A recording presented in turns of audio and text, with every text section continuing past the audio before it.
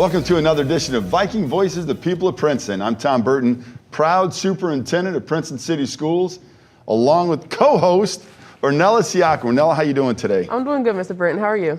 I'm tremendous. I know one of your best friends and fellow Buckeye is here right now, Ashley Boyd. Ashley, thanks so much for joining us. My pleasure. You a little bit nervous? Of course. Don't be. Yeah, don't be. Hey, so last Saturday, unbelievable event. And for those of you who didn't get a chance to check it out, the C Summit, which was student-led professional development for teachers all across the country. Yes.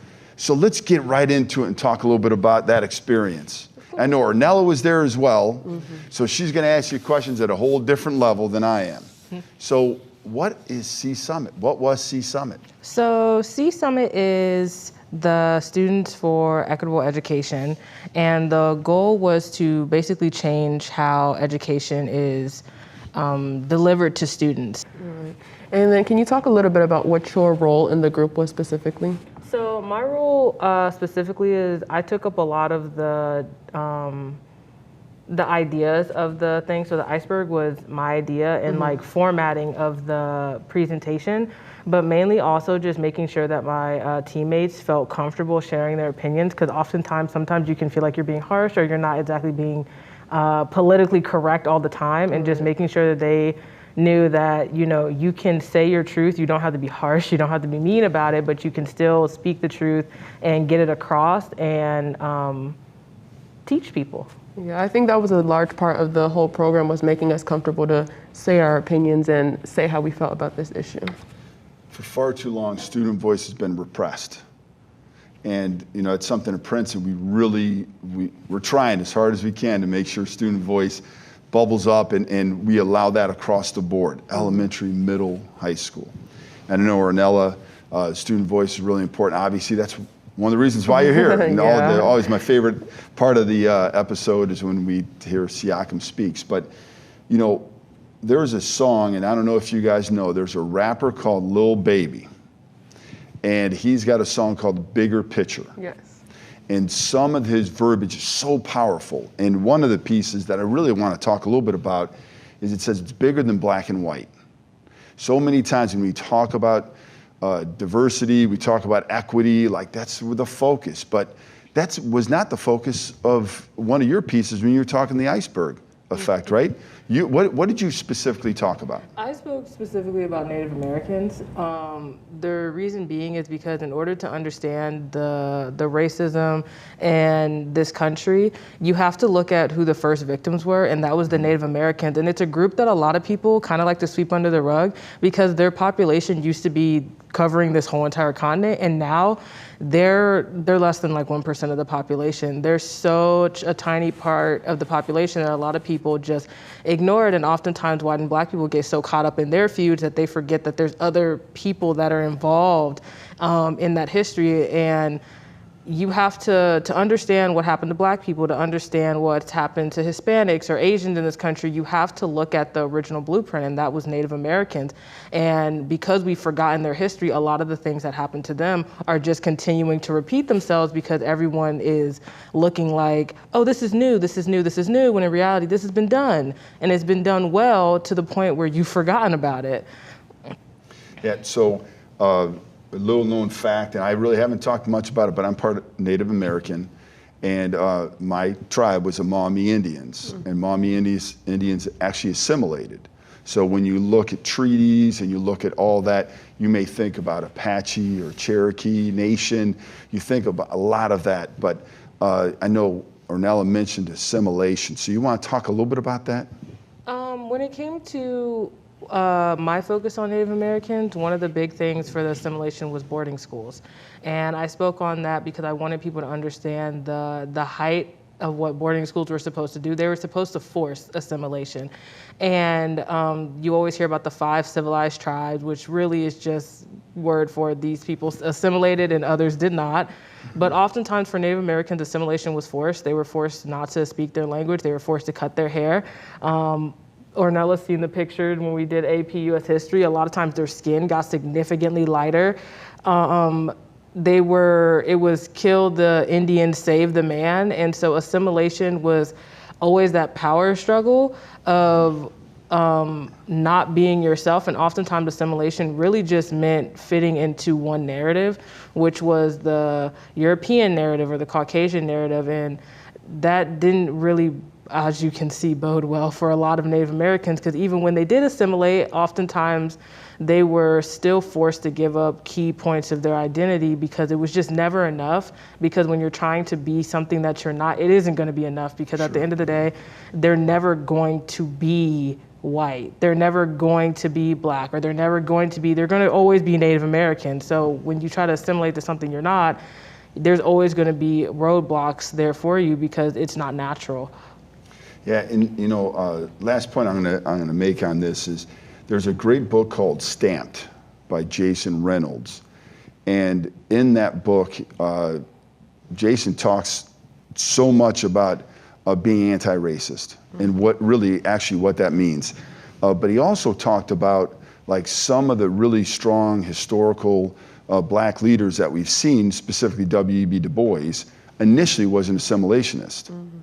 And actually how he kind of had to work through that himself, to where at the tail end of his life, he really was an anti-racist. And so when we think about like growing together as a community and what we need to do, we really shouldn't be on two sides. We should all be working together just to treat people in a humane way, just human. I have a shirt that says humankind be both human and kind. That's really what we're talking about. Is that right? Yes. Ornella, what other questions do you have? Ashley, so I know that you are a smart, independent Black woman, but what are some classes that you took this year, and being a remote student? One of the classes that I really liked, and I like to shout out to Miss Lampy, is TOK, because she was never afraid to touch on the harder subjects, and she always wanted us to think through them critically, and she always made sure that the conversations were calm and that people were able to say their opinion without fear of retribution. She also made sure people understood that, you know, to prioritize the people whose experiences trump yours. So, you know, we have LGBT in our class, we have women, we have all races in our class. If someone is talking on Hispanic rights, then you need to listen to the Hispanic person that is sitting right next to you saying, this is what's going on, versus, well, this is what I've heard coming from a different community. She always taught us to listen to those who've gone through the experience and to, you know, take their information. And you can always fact check it if you want, but to hear them in that moment. Yeah. I think that's very important. Yeah, now, we do this all the time. Ornella says, Mr. Burton, people don't understand all the acronyms. Or I say to Ornella, you can't say CCP, what does that actually mean? So you gave an acronym, TOK, what does that mean? Theory of knowledge, so Right. it's basically a philosophy course. Right, so for people that don't know that, don't worry about it. It's theory of knowledge. So we dropped some knowledge today for sure. All right, so Ornella mentioned that you're sort of bright. Just kidding, you're very, very smart. What's your major? Where are you going? Talk a little bit about next year. So I plan to go to OSU, Ohio State University, and I want to major in biology with the pre-med course. My goal since I was in middle school was to always be a surgeon. So I want to be a reconstructive plastic surgeon, and that's been my goal for a long time now. So I've taken quite a few courses in high school, like biology, IB biology, which I love Ms. Heckman, but that class is so complicated sometimes. But you know, anatomy and physiology, which I had the pleasure of being taught by Mr. Bucco when he was still here, and just preparing for college and moving up there. And luckily, I have family up there, so it should be an easy transfer and move. Okay, all right, Got very me good. too. So All right, yeah. that's where Ornella's going. We had big news today, but this will be shown about 3 weeks from now. And so by then, you'll know exactly what learning community you're living in. Yes. Okay, and I know you probably want to go get your phone out right now to try to figure that out. So Ashley, I know that you've taken rigorous classes, going to actually full IB diploma. Yes. Oh, Which is, congratulations. that's Thank so you. amazing. For those, again, use an acronym. For those that don't know, it's International Baccalaureate. this full diploma is recognized worldwide. It is very, very difficult to get, and we are the only school in the state of Ohio that offers International Baccalaureate, STEAM, honors, AP, CCP, I mean, it goes on and on. But being that's the highest you can get. I mean, that's absolutely amazing. So congratulations for that. We know that we have commencement coming up soon. And as I mentioned earlier, we appreciate you guys for always wanting to come back and help us. So thank you for being voluntold. That's what you did. Just kidding. Just kidding. So Ornella, one final thought for Ashley? I know we always ask all the participants that come on the show, how do you feel empowered by Princeton? The ability to tailor my courses to me. Oftentimes in schools, there's a track and then you can't really stray far from that track, but I was still able to do a lot of the things that I wanted to do while still reaching my goal of getting the IB diploma. And also just like I've always felt free enough to speak my mind, whether it's in classes, whether it's with students. I've never felt as if I was being stifled. I always understood and I always knew that if I wanted to speak out, if I wanted to say something, I had the place to do that. Whether it was accepted or not was irrelevant. I still had the place to do so, whether people enjoyed the speaking out or not. Yeah, well, that is really what it's all about, empowering each student for college, career, and life success. You're going to be so very successful. Looking forward to it. And as I get older, it's nice to know I'm never going to get work done because that's just not me. But it's nice to know. It's nice to know that there's somebody out there who I'm going to be able to trust to do a little nip and tuck, maybe. Who knows? Who knows? Hey, thanks for joining us for this first segment. We have two other great ones, and then of course the last one we wrap up with is always Siakam Speaks. But Ashley, thanks for joining us. And, you know, we always say in Go Vikes, and I know next year it's going to be Go Bucks, but you know it's always in your heart. Go Vikes. Go Vikes, excellent. All right, we'll be right back with you.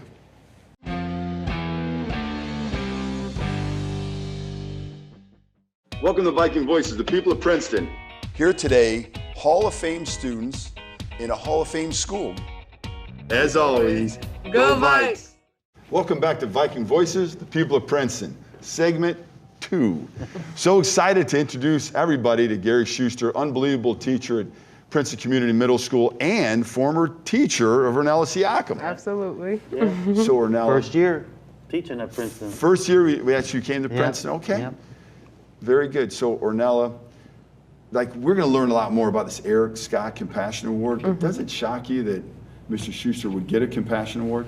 No, not at all. Yeah, very compassionate. I mean, certainly it's been that way ever since I've known you and seen what you've done in the classroom and working with students. Okay. But can you talk a little bit about Eric Scott and this Compassion Award? Yeah, so back in 2009, 2010, Great Oaks was challenged with creating a diversity and equitable council.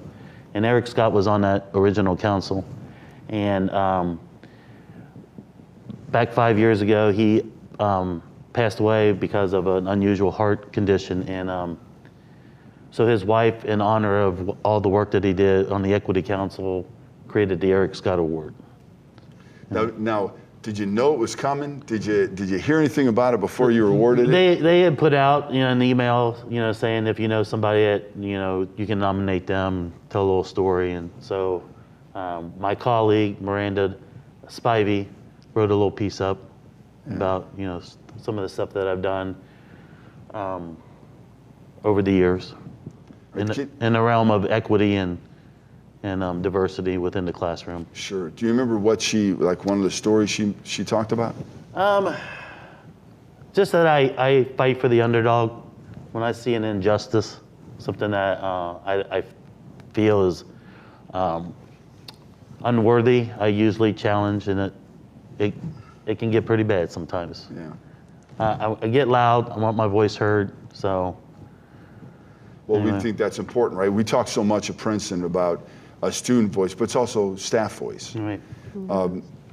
Ornella, obviously as a former teacher, and you know that from a compassion perspective, he has it or whatever. What question? Let's grill him. What question do you have that you've always wanted to ask?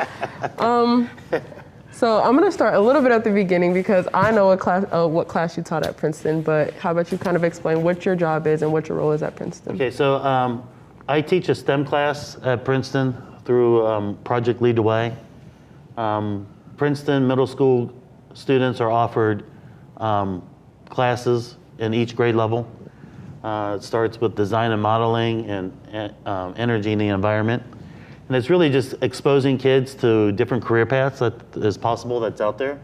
And in the 7th grade year, we move into flight and space and green architecture. Again, it's just exposure for the kids that seeing the world outside of the Princeton community, what is available to them. And then in the 8th grade year, we do robotics and computer science. So I think because that was our first year, you only did design and modeling and energy and environment. Yeah. So the robotics, we've talked about robotics before on the show, and the great work that many people have done over the course of the years. But of course, Mr. Simpson has really done a great job with that as well. So robotics, do you think robotics big challenging for certain cores? Really creative thinking and all that. You need that. You need to kind of be a fix-it person and all that. What big message do you want to send out there to say these programs at Princeton aren't always offered elsewhere? No. Princeton community is lucky to have these programs. Most schools only offer 1 or 2, and we're offering all 6. It's just exposing them to all the possibilities that they can take advantage of out there, and it's a great opportunity for the kids to explore. My students love green architecture because they get to design their dream home, right? And they physically draw their house, what they want, bathrooms, bedrooms, and it just brings energy into the classroom.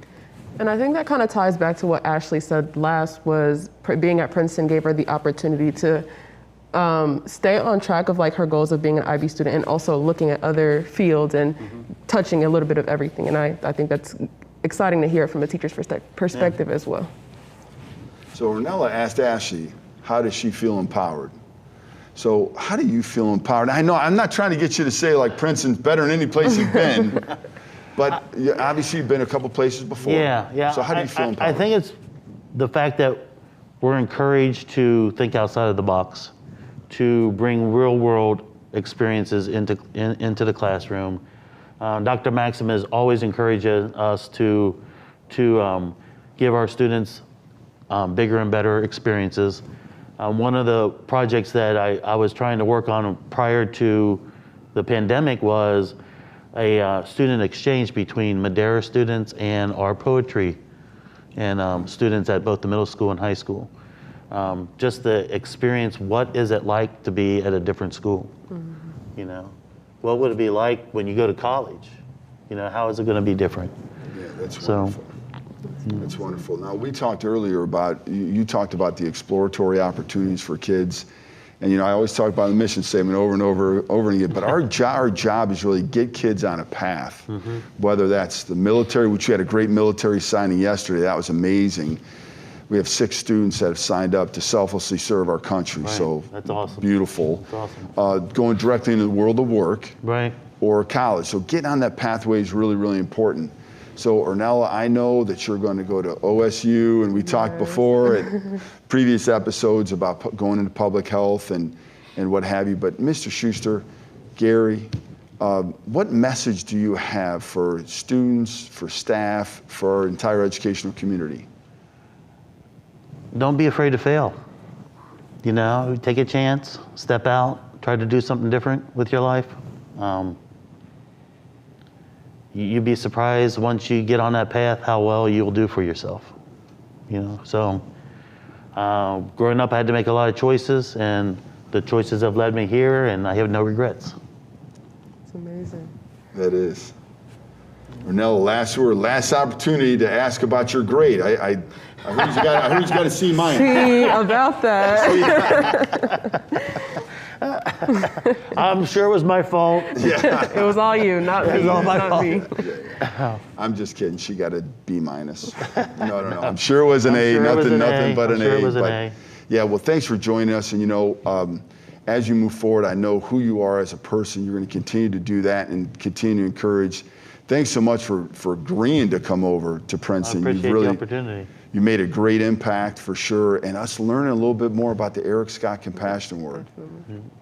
And my little brother is at the middle school right now, so you better take care of him. Right.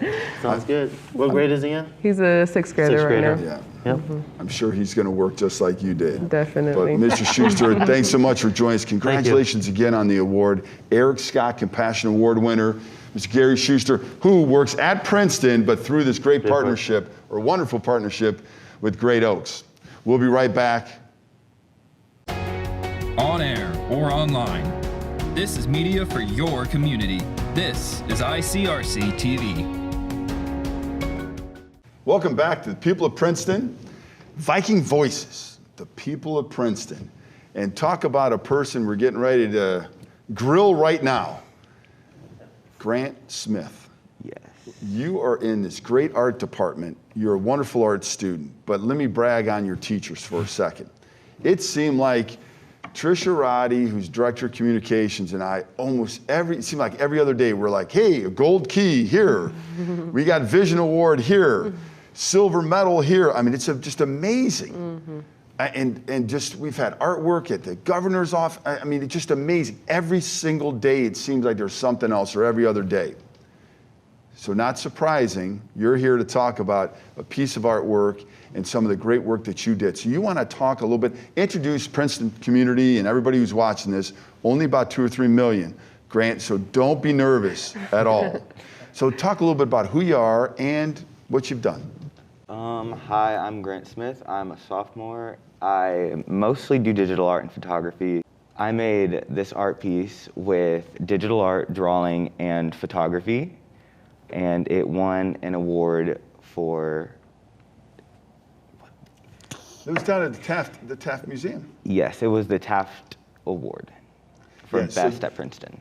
Best at Princeton. So it's so, like, those people watching this and looking at this right now probably think they have double vision. Yes. So can you talk a little bit about, like, your inspiration? Why'd you do this? So I was looking at an artist. Her name is Alex Garant. She does these really pretty pastels where she puts like double vision almost, like I put on top of here. That gives it that 3D look. She usually uses like pastel colors in the background, and I overlapped all of it into one, where hers is usually more in the background. Mm-hmm. And there's also an essay associated with this. Yes. The essay was about identity and how some people can't see themselves the way that other people do. So basically, through different glasses, through different eyes, people see you differently, which is why I put 2 pictures of myself on top of each other. And I can really see, like, when you explain the message that you have behind the picture, I kind of see that, and I think it co-aligns really well, and it looks really good. Thank you. Yeah, for sure. It's quite a piece of artwork. Mm-hmm. We actually did an Ad Viking diff in front of the eyes of Princeton, that big display. As soon as you walk into the high school, it's on the left-hand side. It's just all the different type of textures of eyes and all that. It's beautiful rendition. This too is amazing. Thank you. So art, has that always been something that you've enjoyed? It has. I feel like from a young age, I've always been either drawing, trying to get down whatever's in my imagination onto paper as any way I can show somebody else it. So I feel like I started more as soon as I got to Princeton in middle school. They definitely had the classes, they had all the equipment I need. Nobody ever questioned my imagination. They were like, oh, you want to run around with lights? Do that. I have everything I need there. It's amazing. And that's the beauty of art, and how Princeton does offer so many different outlets for art, whether it's photography, poetry, designing, that's amazing. Hey, Ornella, I know you've experienced that, and listen, I'm not gonna get cry, although I may get a little misty, because I know our time together is coming to an end. Yeah. We have another episode though, so I'm not gonna get too sad right now. But Ornella, how do you feel about leaving Princeton knowing there's people like Grant following you?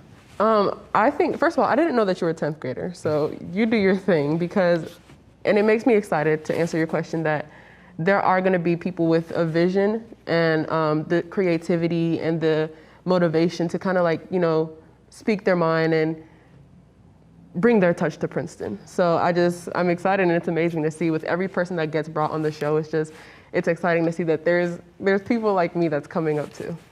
Yeah. So Ornella, I'm going to give you a chance now. Ask Grant anything you want to ask about art, about him as a student, and so forth. So I think you mentioned that you ran cross country. I do. Can you talk a little bit about that and like your involvement in that at school? Cross country is more of a patient sport. I feel like you run 2 miles, so it's not a fast thing. Like, I mean, top 17 minutes. Like, you definitely have to have patience and endurance, momentum. And drink a lot of water. That's a very important part. Yeah, but I love cross country a lot. And then apart from photography and cross country, are there any other activities that in school or outside of school that you enjoy doing? I'm a part of Hope Squad, which is our suicide prevention club, which we learn a lot about, what to do in that case. If we're in that situation, we have to talk people out, talk people down, get them to a safe spot. That's one of I'm very serious about making sure everybody's all right. Mm-hmm. And this Saturday, May 1st, 11 o'clock at Summit Park, right? There's a Walk for Hope. There is. Yep, so for those who didn't have an opportunity to participate in this, just know that there's great opportunities to do various activities around supporting our students and students across not only our region but country when it comes to Grant Us Hope, the organization that is running the walk. So this will air prior or after the walk. Are you going to participate in the walk? I should. I hope so. Yes. Yeah. Okay. Okay. I know. There's a lot going on this weekend. We have prom. We have like a water polo tournament. We have baseball, I believe, softball. I know we have a tournament. I think tennis is on the docket. So many activities going on, track. There's so much going on.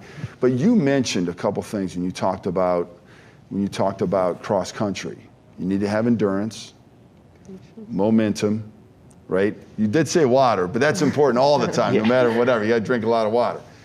But talk a little bit about the momentum, perhaps, that you feel at Princeton and how you feel empowered.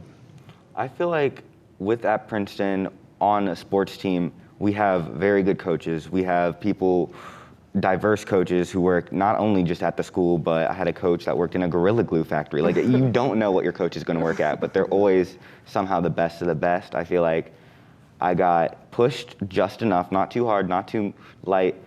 My coach pushed me. I got far ahead. I managed. You got to keep pushing though, no matter what, because there's going to be days where we're running 6 miles, even though our races are only 3 miles, and you've just got to. Okay, we got this. We can breathe through this. We can push ourselves up this hill. We can keep going. We got this, and the team's always so encouraging. Awesome.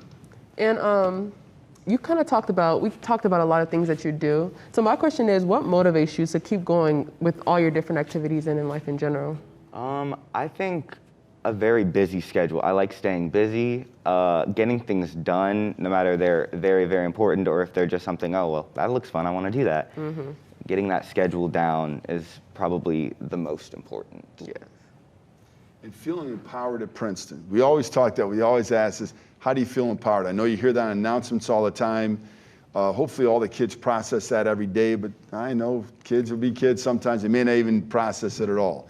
But how do you feel specifically empowered at Princeton? I feel like all of the teachers, they definitely care. Like, they will ask you questions. I'm like, oh, I want to do this. Oh, why do you want to do that? What's your main idea? How can I help you? They're always very, very specific and caring.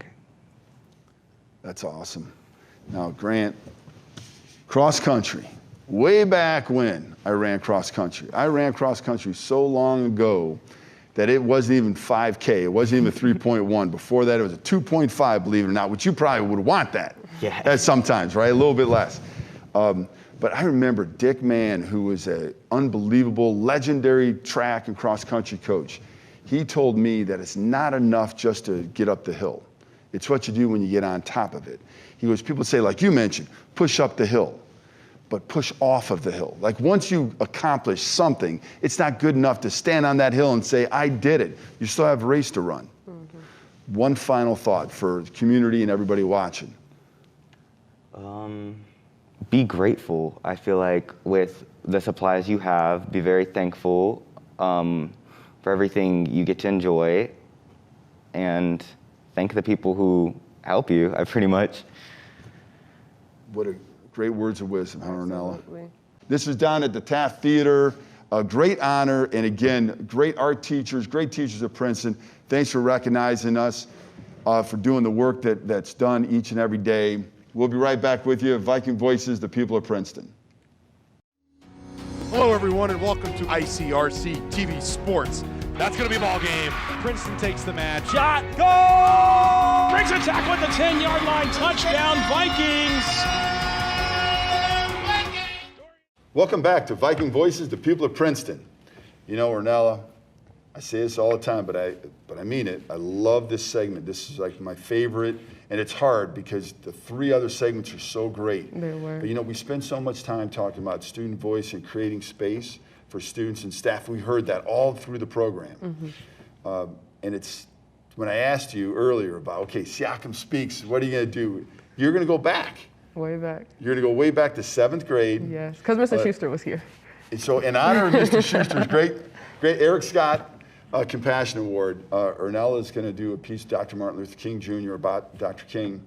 And the thing that I like is we've talked so much about justice through this program, and actually C-Summit was really about justice and providing a lot of voice.